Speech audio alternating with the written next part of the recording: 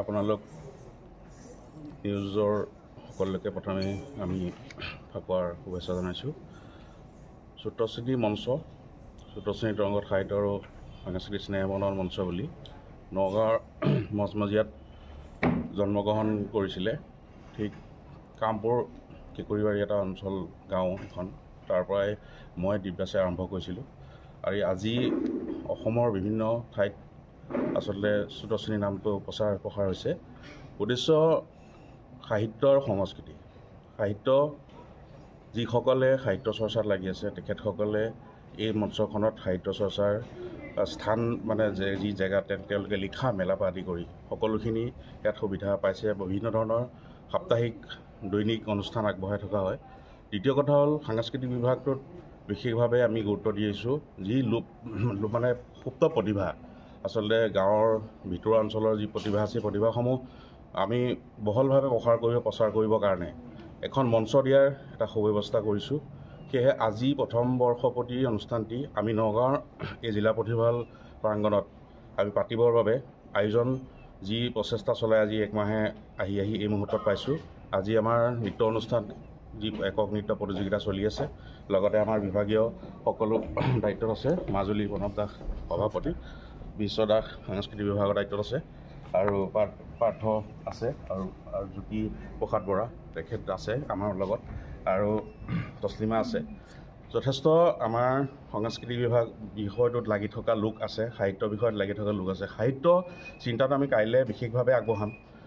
কাইলৈ আছে সম্বৰ্ধনা অনুষ্ঠান। ইয়াতে অসমৰ সাহিত্য সভাৰ উপসভাপতি ডাঙৰীয়া উপস্থিত থাকিব, পদুম ৰাজখোৱাদেৱ, আৰু বিশেষভাৱে লিখনি জগতৰ যিসকল বিশিষ্ট ব্যক্তি, তাৰ মাজৰ পৰা আমি যি আমাৰ চকুত পৰিছে তেখেতলোকক আমি নিমন্ত্ৰণ দিছোঁ। আচলতে সকলোকে একেলগে মাতাটো সম্ভৱ নহয়, আৰু তেখেতলোকৰ সম্বৰ্ধনা আছে, 10জনমান সম্বৰ্ধনা আছে। আৰু সাহিত্য জগতত, সাংস্কৃতিক জগতত যিসকলে আচলতে মিডিয়াত কাম কৰি আছে, তেনে গোটৰ আমি 10জন প্ৰশাসক, মূল প্ৰতিষ্ঠাপকক কাইলৈ সম্বৰ্ধনা দিম।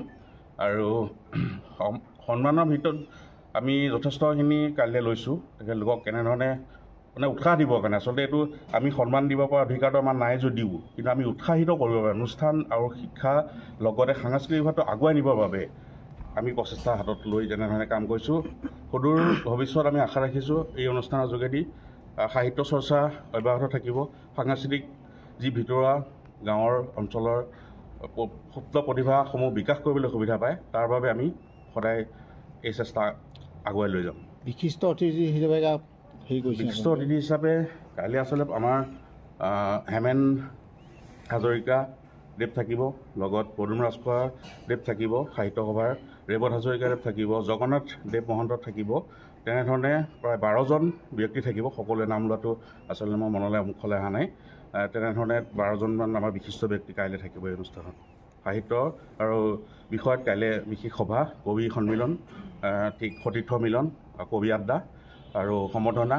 আৰু বিশেষভাৱে কাইলৈ আপোনালোকক জনাবলৈ পাই সুখী হৈছোঁ যে বেনাৰত থকা প্ৰজ্ঞাশ্ৰী হাজৰিকা চতুশ্ৰেণী নাট্য ৰংগিনী বঁটা কাইলৈ প্ৰদান কৰা হ'ব।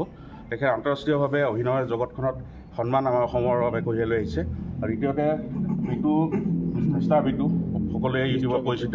তেখেতে যি অন্ধসকলৰ বাবে কাম কৰি আছে, অন্ধ বিদ্যালয় বনাই আছে, আমি তেখেতক উৎসাহিত কৰিব পাৰে কাইলৈ আমি দীনবন্ধু বঁটা প্ৰদান কৰিম এই অনুষ্ঠান।